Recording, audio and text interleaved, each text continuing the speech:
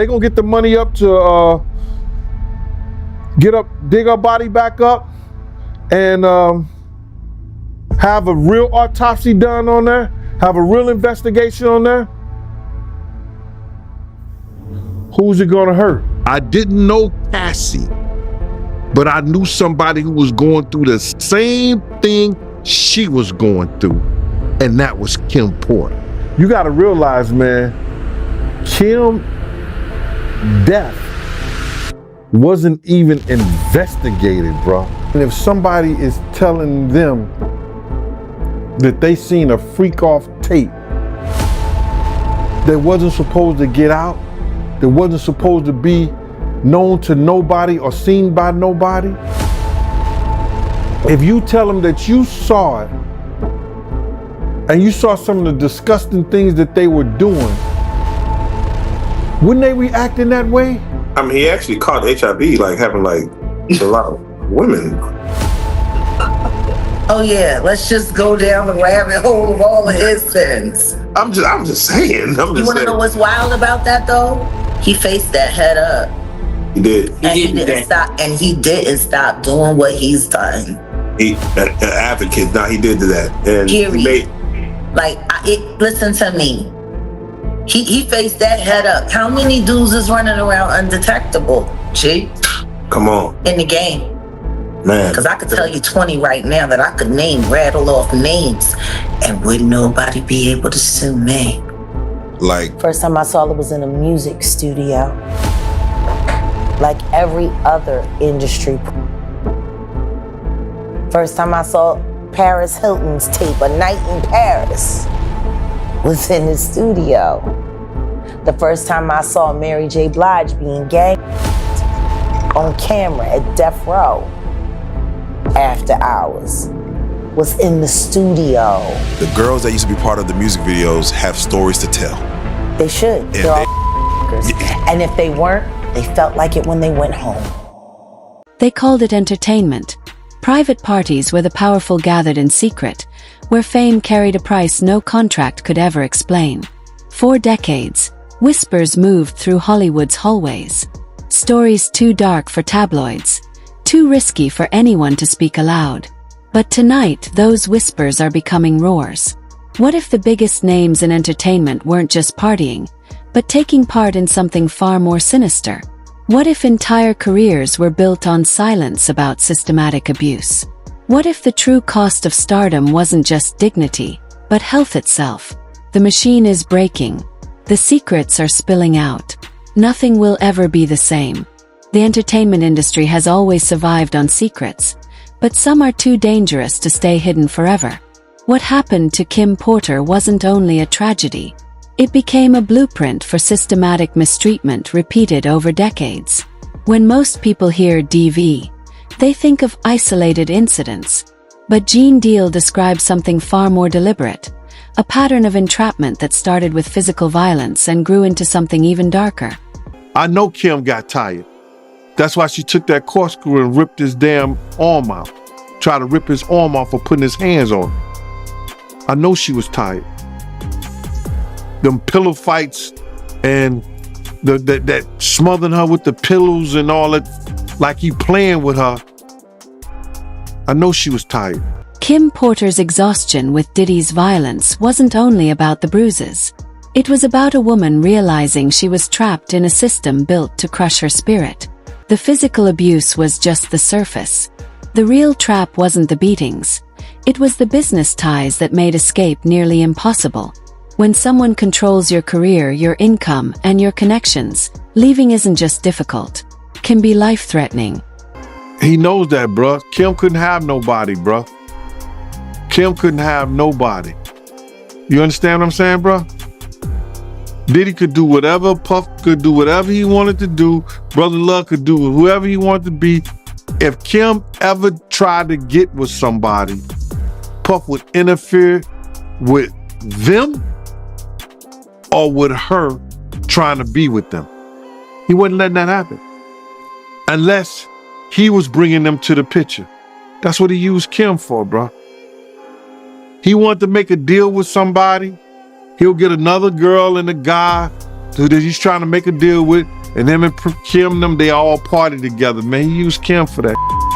This revelation shows Diddy's real method, using Kim as a bargaining chip to land bigger deals, while making sure she could never walk away. It wasn't love. It was business strategy dressed up as romance. This kind of entrapment created the perfect setup for other mistreatment. When someone controls your career, they also control your silence about what happens in private.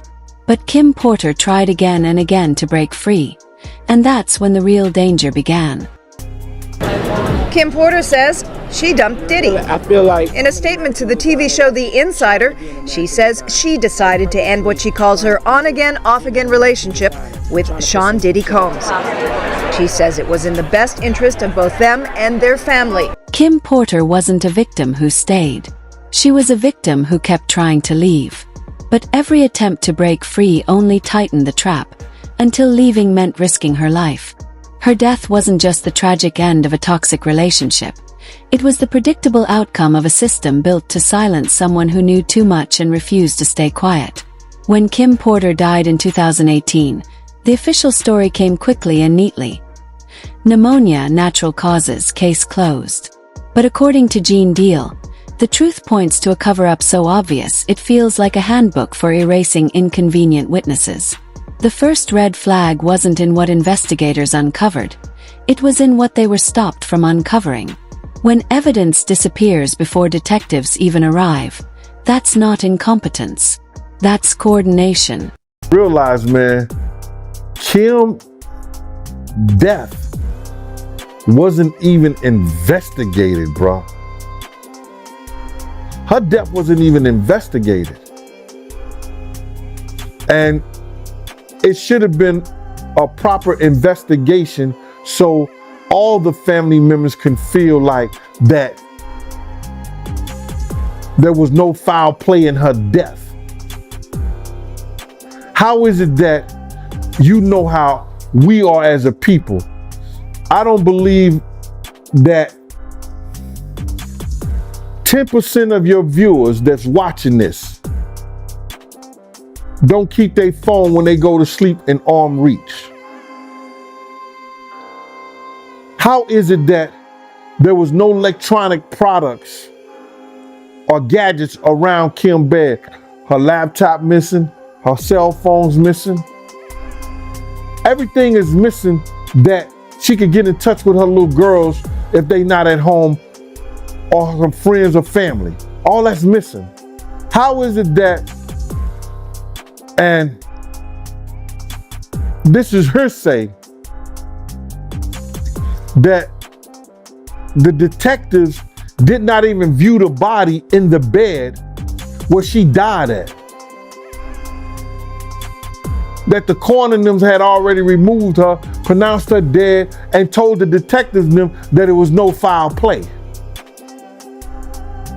And if that is true, as I've heard it, and we've read certain things on the internet about it, that case needs to be reopened.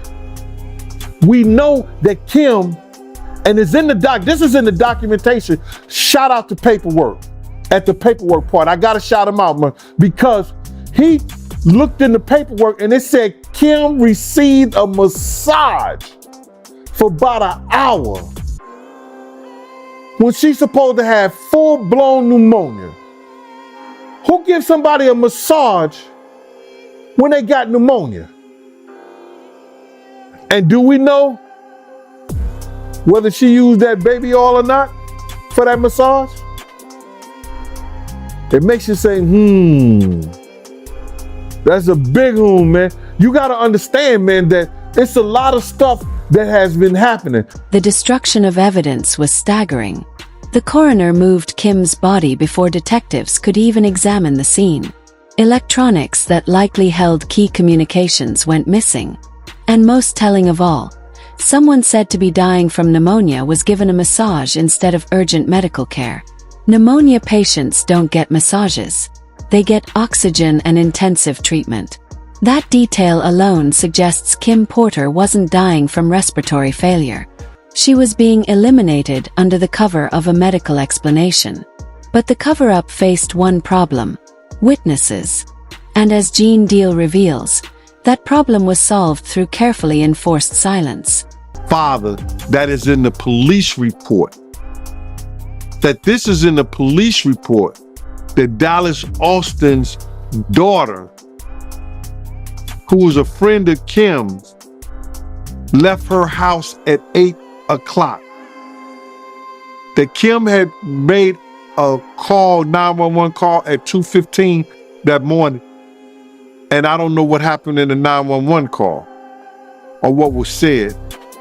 But they said that Dallas Austin's daughter, according to Kim's father, was the woman that left her house at 8:15. So she was the last person, according to her, to see Kim alive. The walls of silence are cracking, and the truth is no longer hidden in whispers. Kim Porter's story was buried, but Cassie's testimony has forced the world to look closer. The question now is, how many more secrets remain in the shadows? Stay aware, stay questioning, because the cost of silence is always too high.